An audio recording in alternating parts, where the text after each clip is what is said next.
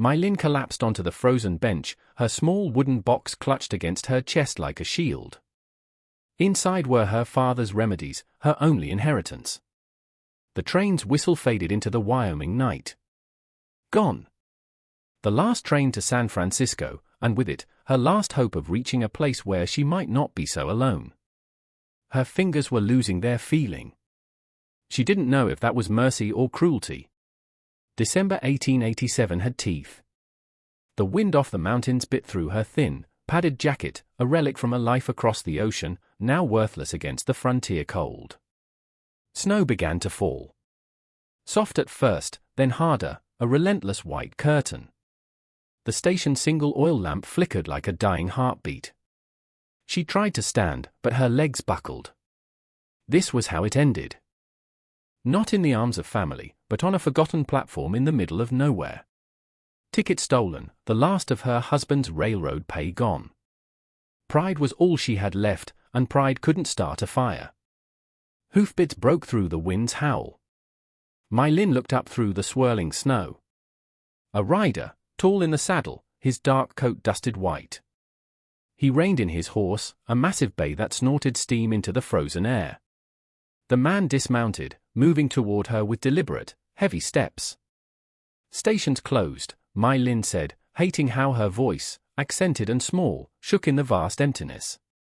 I can see that his voice was deep, careful. You waiting for someone?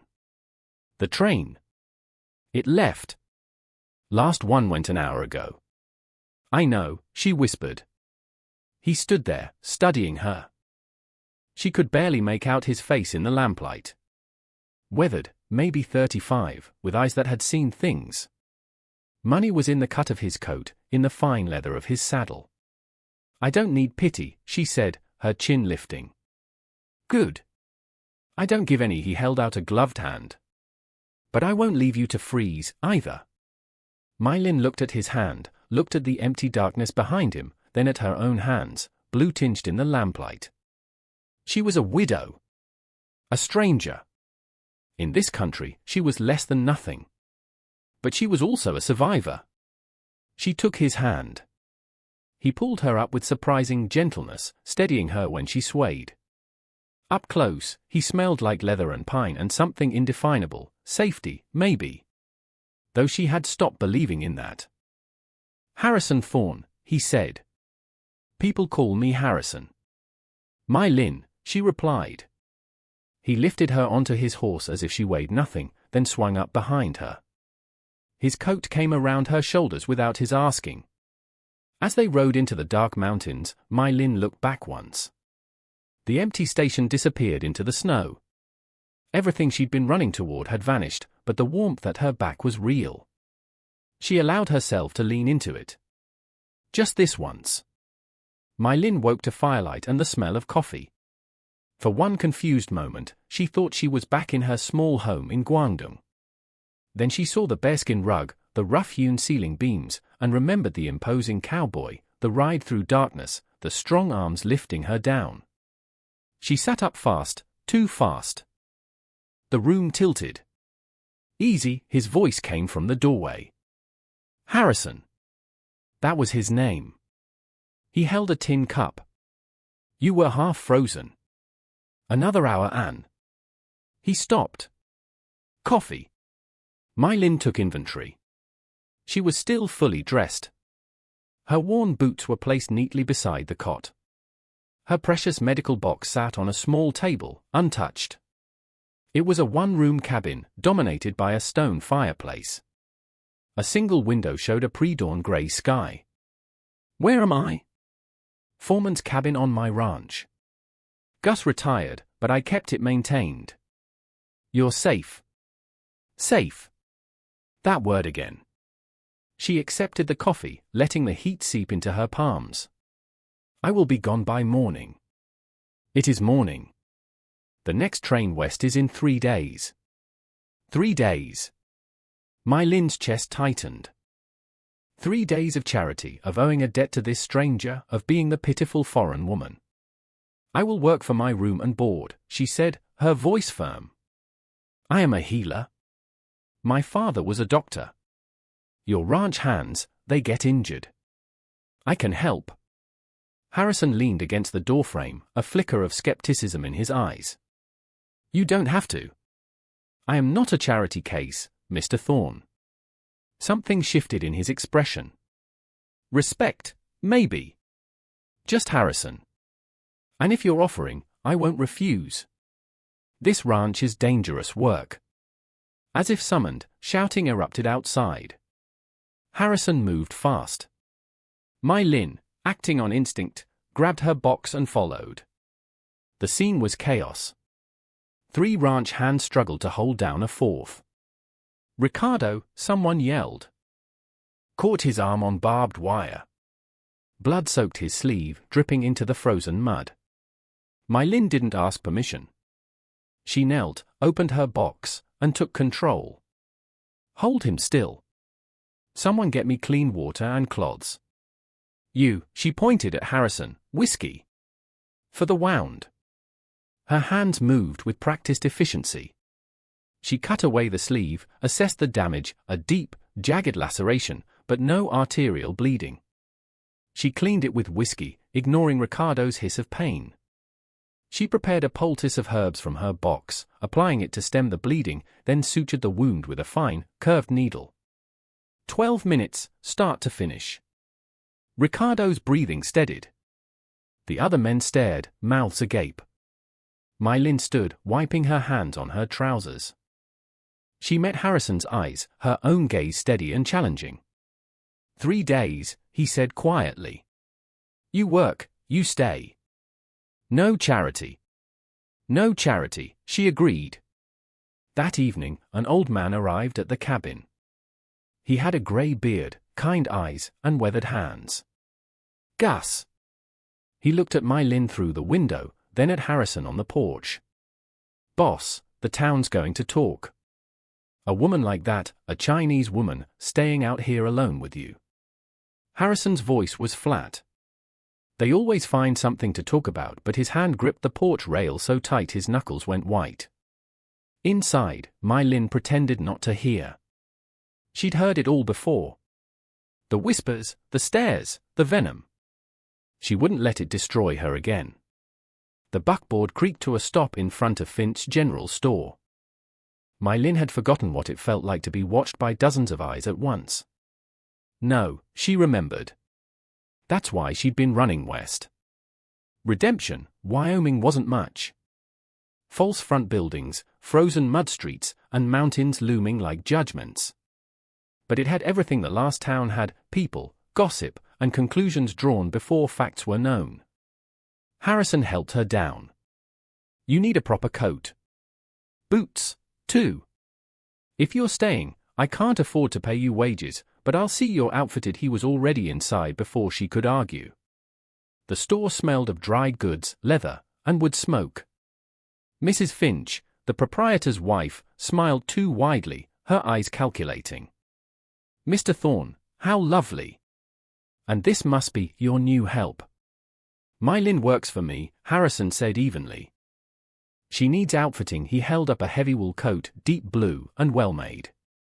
Mai Lin touched it, then hesitated. Taking things felt like sinking deeper into a debt she could never repay. The bell over the door chimed. Mrs. Agatha Finch swept in like winter itself. She was in her 50s, wore an expensive dress, and had eyes as sharp as ice picks. The banker's wife, the town's self-appointed moral authority. Harrison Thorne, she said, her voice carrying across the silent store. How very generous of you to take in strays. Though one does wonder what sort of services she's providing in exchange for your charity. The store went silent. Mai Lin's face burned with a familiar shame. Here it was. Different town, same cruelty. Harrison could stay silent. He could let it pass. He could. He stepped beside Mai Lin. His hand rested briefly on her shoulder, a claiming gesture, public and deliberate. Mai Lin is a gifted healer, he said, his voice a low growl. She saved my ranch hand's arm yesterday. My ranch is safer with her there. He turned to Mrs. Finch directly. Your husband's bank nearly foreclosed on the Johnsons last month over $50. Glass houses, Agatha. Mrs. Finch's face reddened, but she was too practiced for outright confrontation. Really, Harrison?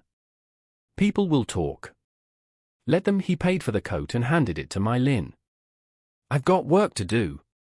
Outside, My Lin breathed hard. Snow began falling again. Always snow, endless and cold. You didn't have to do that. Yes, I did. I'm leaving in 2 days anyway. Harrison loaded supplies into the wagon. There was a long pause, too long. What if you didn't? My Lin looked at him, really looked. She saw something in his eyes that terrified her, hope. The kind that got crushed. What are you saying? He didn't answer. The train station was visible in the distance, its platform empty and accusing. Neither of them moved toward it. 1 more week, My Lin heard herself say. Just to be sure Ricardo's arm heals properly. Harrison nodded once. 1 more week, but they both knew it was a lie. The kind you tell yourself before you let someone matter. 2 weeks became 3. My Lin told herself it was professional responsibility. Ricardo's wound healed clean, but there were others, a broken finger, a man kicked in the ribs by a horse, a fever that needed watching. She told herself it wasn't about the way Harrison looked at her when he thought she wasn't watching. January froze the world solid. Harrison's prized mare was dying. He knew it the moment he walked into the barn and saw Stardust lying on her side, breathing in shallow, pained gasps. My Lin was already there, kneeling in the straw, her hands gentle on the horse's distended belly.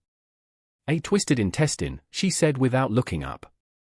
Without surgery, she'll be dead by morning. Harrison's face went stone. Stardust had been Eleanor's horse, his wedding gift to his late wife. 7 years ago. One of the last things he had left of her. Can you save her? I can try. But I've never operated on a horse. I need you to hold the lantern. Keep it steady. For 2 hours, Harrison watched My Lin's hands move, steady, confident, merciful. Blood and sweat and absolute focus. She worked like someone who had made peace with impossible choices. The mare lived. Dawn broke grey and cold. They sat outside the barn, exhausted, steam rising from their coffee mugs in the frozen air. Harrison spoke first. My wife, Eleanor, died 3 years ago. Consumption. The doctor didn't arrive in time. My Lin said nothing, waiting. I keep thinking, if I'd ridden harder to fetch him. If I'd known sooner? His voice cracked. I couldn't save her. You cannot carry that, My Lin said quietly. Can't I? She looked at him, her dark eyes holding a deep sorrow of their own. My husband, Lian, died helping build the railroad. A tunnel collapse. I was told it was his honor. It was right for the company. She paused. But right doesn't stop the loneliness. Right doesn't bring him back. I lost everything. You saved a life, he said, nodding toward the barn. So did you? Just now. You held the light steady for 2 hours. You saved Stardust because you trusted me. Harrison was quiet for a long time. Then, My Lin, why did you really run west? Because I am tired of being punished for being who I am. He understood. She saw it in his eyes. Later, Gus found Harrison fixing the cabin window, adding a bookshelf, carrying extra firewood inside. You're courting her, Gus stated simply. I'm making repairs. Sure you are, boss. Gus grinned. That woman's got a spine of steel and a heart she's afraid to use. Don't waste this. Harrison said nothing. But that night, My Lin watched from her window as he walked toward the main house. He stopped halfway, turned, and looked back at her lit window. He stood there for a full minute, then continued on. My Lin's hand touched the cold glass. The loneliness was worse now, because she knew what it felt like to almost not be lonely. The blizzard hit at dusk, turning the world white in minutes. Harrison had come to secure the cabin shutters and got caught. Now he stood by the door, snow-covered, looking trapped. "You can't leave," My Lin said. "Visibility is 0. You'll die before you reach the main house." "I shouldn't stay." She met his eyes. "Propriety can go to hell. I am not letting you freeze." They sat on opposite sides of the fire, the space between them charged with everything unsaid. The wind howled like wolves. The cabin creaked and groaned. "I haven't visited Eleanor's grave in 6 months, Harrison said suddenly. "Feels like betrayal." My Lin poked the fire. "She would want you to live. That is not betrayal. That is honoring her love." "How do you know?" "Because I would want the same. If I loved someone, I would want them to survive me, to find joy again." Her voice softened. "You're allowed to heal, Harrison." "I don't know if I remember how." "Neither do I." The temperature dropped. The fire wasn't enough. My Lin made the decision. Survival dictated it, she told herself. Just survival. She moved beside him, wrapping them both in blankets. Harrison's arm came around her shoulders, hesitant and careful. Her head fit perfectly in the hollow of his shoulder. They sat like that for an hour, then 2, not speaking, just breathing together. My Lin, she looked up. His eyes asked permission. Hers gave it. The kiss was gentle, tentative, 2 people afraid to break. When they pulled back, both were shaking, and not from the cold. "I don't know how to do this again," Harrison whispered. "Neither do I. So, we will figure it out together. Or fail together." "I'm not planning on failing." They slept wrapped in each other, the fire burning low, the storm raging outside. Morning came clear and brutal. Harrison prepared to leave. They hadn't spoken about the kiss. Words would make it real, and real things could be destroyed. At the door, My Lin said, "This cannot happen again. Not unless you are prepared for what the town will do." Harrison turned. "I'm prepared," but his hand trembled on the door handle. Outside, in the distance, a figure on horseback watched through the trees. Mrs. Finch's stable boy, delivering supplies after the storm. He'd seen Harrison leave the cabin, seen how long he'd stayed. The boy turned his horse toward town. The secret was out. My Lin stood at the front of Redemption Church. 20 pairs of eyes bored into her like nails. She'd been summoned. A town meeting urgent. When she arrived, they were waiting. Reverend Thompson's face was sympathetic, which was worse than contempt. Mrs. Finch stood front and center, righteous fury wrapped in silk. "We're concerned," the Reverend began. "For your welfare, My Lin, and for the moral character of our community." "Concerned," My Lin repeated flatly. "You've been living on Mr. Thorne's property for over a month," Mrs. Finch said. "An unwed foreign woman, alone with a man. People have seen." "What have they seen?" "Impropriety. A woman of your situation, taking advantage of a grief-stricken widower." "Taking advantage?" My Lin's voice cut like a scalpel. "I have set bones, delivered babies in the camps, and saved lives, including your cattle hand, Mrs. Finch, when he had pneumonia." "What, exactly, am I taking?" "Your personal life is your concern," Reverend Thompson said gently, "but when it affects the community—" "My personal life is my own," My Lin interrupted. "I have harmed no one." The church doors opened. Marcus Thorne strode in, Harrison's younger brother, in a slick suit, with ambitious eyes. He'd been in Denver for weeks. His timing was suspiciously perfect. "My Lin," Marcus said smoothly. "I'm afraid this situation has become untenable. My brother's grief has clouded his judgment. For everyone's sake, you'll need to leave the Thorne property by week's end." My Lin's face went white. "Does Harrison know about this?" "I am the co-owner of the ranch. I have the authority." The doors opened again. "Harrison!" He took in the scene instantly, My Lin surrounded, Marcus playing judge, the whole town watching. His eyes met My Lin's. 1 second. 2. He hesitated. My Lin saw it. She saw him calculate the cost, his reputation, his brother's approval, the town's judgment. She saw him falter. That was all she needed. She walked toward the door, head held high, and past Harrison without looking at him.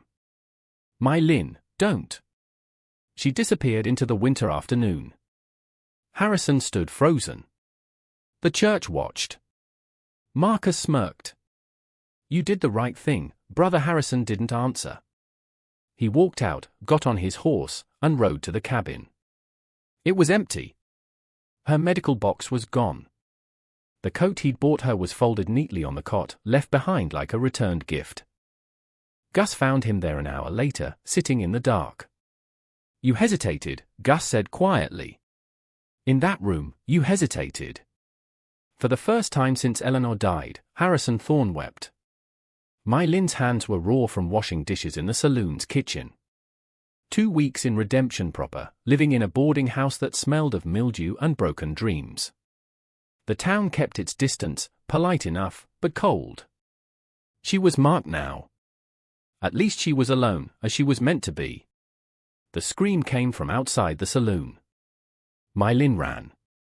Lydia Finch, 16 years old, had collapsed on the boardwalk, clutching her side, her face grey with pain.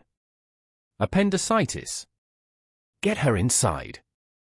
My Lin commanded. Mrs. Finch arrived in minutes, taking one look at her daughter, then at My Lin.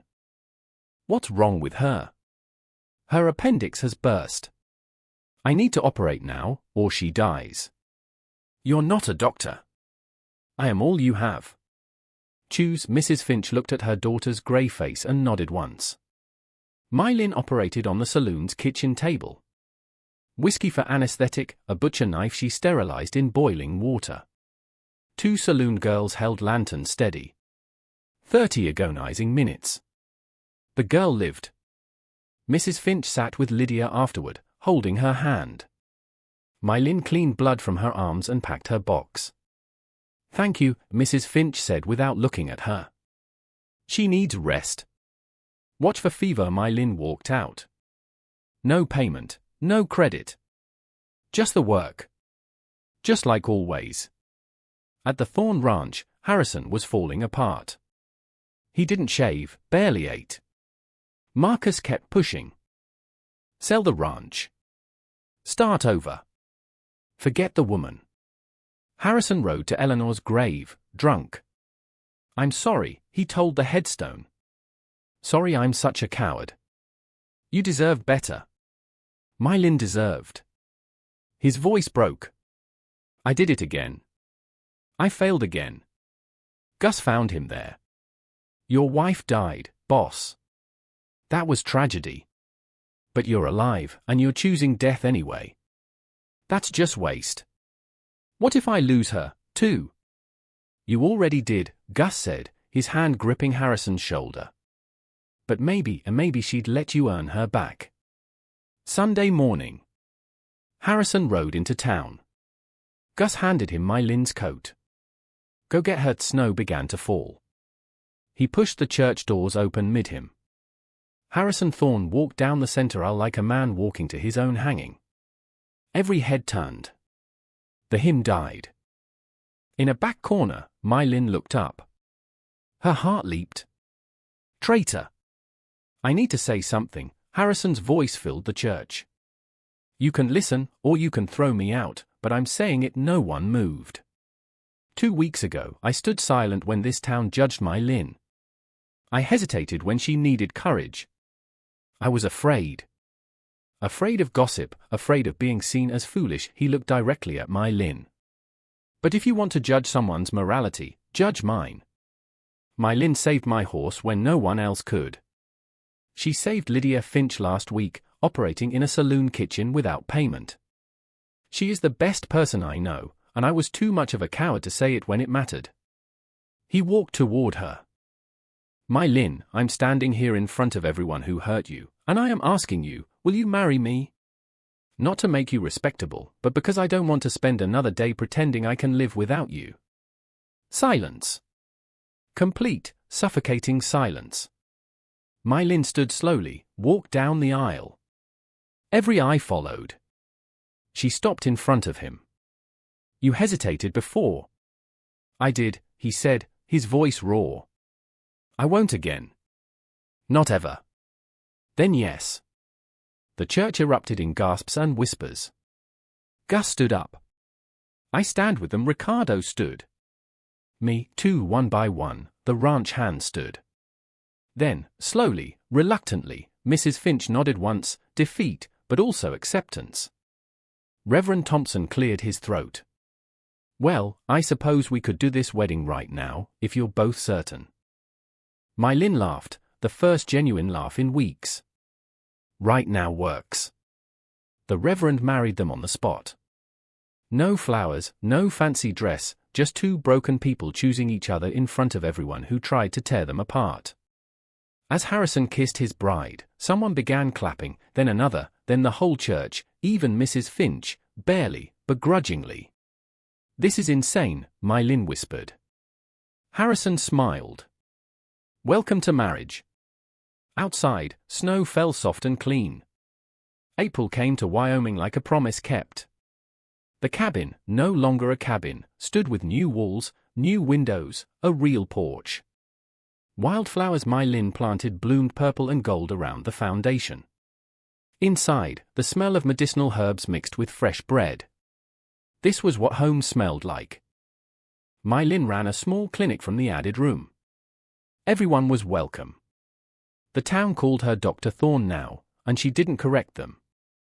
Marcus had left for Denver, never reconciled. Gus lived in the main house, helping Harrison run the prospering ranch. Mrs. Finch visited one afternoon. Stiff, but genuine. She brought preserves. "Thank you for saving Lydia." "I should have said it then." Mylin nodded. "You're saying it now." "That's enough." That evening, Mylin stood on the porch, a hand on her pregnant belly. 6 months along, the baby kicked, strong and insistent. Harrison came up behind her, wrapping his arms around her. They looked out over the land, the fields gone green, the mountains purple in the distance. "I spent so long running from judgment," Mylin said. "I forgot to build toward anything. And now I'm building everything." The blue wool coat hung by the door, waiting for the child who'd wear it someday. I hammer down hope. The sun set, gold over the Wyoming frontier. Somewhere in town, the train whistle blew, the same train that had left her behind 6 months ago. But she didn't turn her head. She was already where she belonged. "Welcome home, Mrs. Thorne," Harrison whispered. Mylin's hand rested on her belly, feeling new life move beneath her palm. She looked at the wildflowers, beauty growing from hard ground. Roots deep, blooming despite the winter that came before. "I've been home for a while now." The mountains turned purple with twilight. Somewhere, a night bird called. The land breathed, alive and healing. And in a small house on the frontier, two people who had survived their separate darknesses stood together, watching their future bloom.